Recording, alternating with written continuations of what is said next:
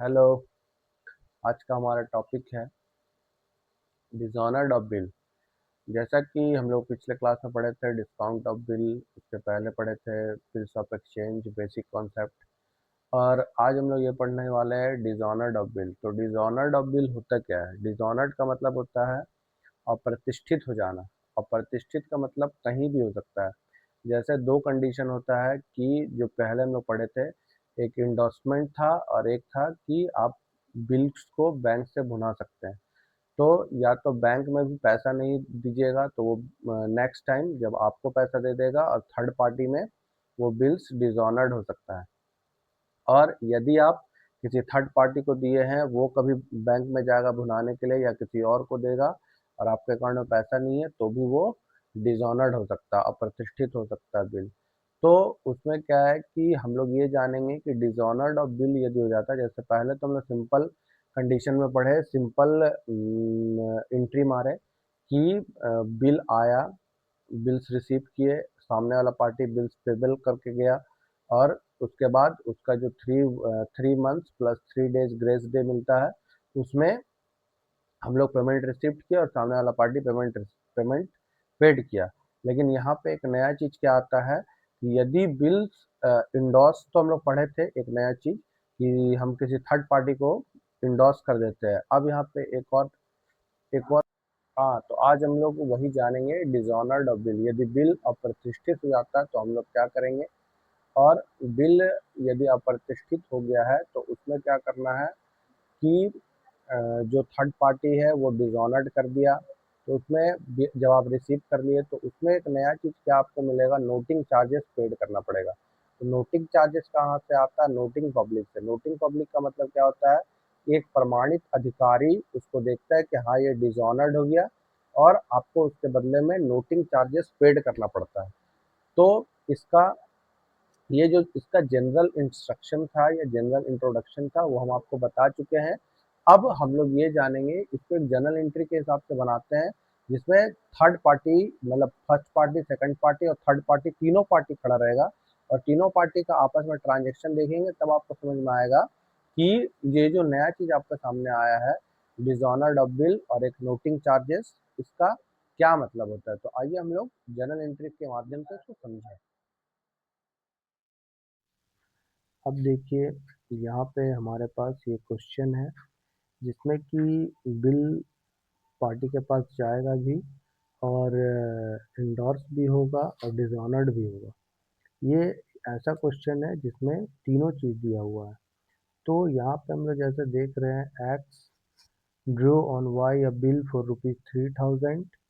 तो यहाँ पे पहले जब भी आप लोग बनाएंगे तो यहाँ पे चेक कर लेंगे आपको कितना पार्टी खड़ा करना है, एक्स, वाई और एक है जेड। तो यहाँ पे क्या है कि आपको तीन पार्टी खड़ा करना पड़ेगा। तो जैसे कि इसका जनरल एंट्री बनता है, सबसे पहले in the books of X, फिर यहाँ पे बनेगा थोड़ा सा छोड़ के in the books of Y, और एक थर्ड पार्टी जो है उसके लिए बनेगा in the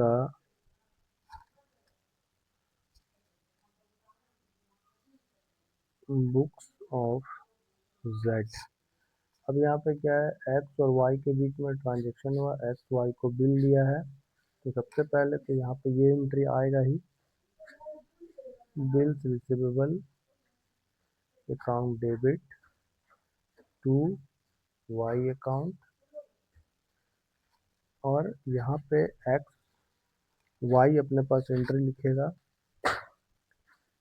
x account debit to bills payable account. अब दूसरा कंडीशन क्या है कि ये वाई एक्सेप्टेड एंड एक्स एक माल खरीदता है जेड से, यहाँ तक का एंट्री हो चुका है। यहाँ पे अमाउंट भी हम लोग फिल कर देते हैं, 3000, 3000, और यहाँ पे भी 3000, 3000, अब यहाँ पे क्या है, ये जेड से एक माल खरीदा है तो ये एंट्री करेगा purchase account debit to Z account. कितने का माल लिया है, 4000 का। यहाँ 4000, यहाँ भी 4000। अब ये जो बिल रिसीवेबल है, इसमें क्या है कि ये जेड को ये बिल रिसीव जो किया है ये इसको दे देगा। तो अब यहाँ पे समझने वाला बात क्या है, ये माल तो खरीदा 4000 का, बट इसके पास 3000 का बिल रिसीवेबल है। तो जैसे ही ये जेड को पेमेंट करेगा, जेड्स account debit to bills receivable, तो यहाँ पे जेड को पेमेंट कितना करना है, 4000, और बिल्स रिसीवेबल कितना का था, 3000 का। तो 1000 और देना है, तो उसको बैंक से पेमेंट करेगा टू बैंक अकाउंट 1000। इसका काम क्लियर हो गया। अब क्या है, अब क्या है, इसको पता चलता है कि बिल्स जो है वो डिसऑनर्ड हो गया। और यहाँ पे जेड, यहाँ पे एक और चीज़ देखना है कि जब जेड से ये माल खरीदा था तो जेड भी अपने बुक्स में सेल किया है एक्स को, तो वो भी लिखेगा X account debit to sales account. क्योंकि यहाँ पे हम लोग देख रहे हैं कि ये परचेज किया जेड से, तो ये यदि परचेजर है तो ये भी सेलर बनेगा, और ये सेल्स लिखेगा यहाँ पे X account debit to sales account. और इसको जैसे जैसे ये पेमेंट किया है, ये भी उस पेमेंट को एक्सेप्ट करेगा, क्योंकि पहले किसी को पता नहीं चलता है कि बिल डिसऑनर्ड हो गया है। Bills receivable account debit bank account debit to X account. तो एक्स को कितना का सेल किया था, ये 4000, 4000। यहाँ पे बिल्स कितना का मिला, 3000, और बैंक कितना गया, 1000, और पेमेंट कितना किया, 4000। यहाँ तक सभी का क्लियर है।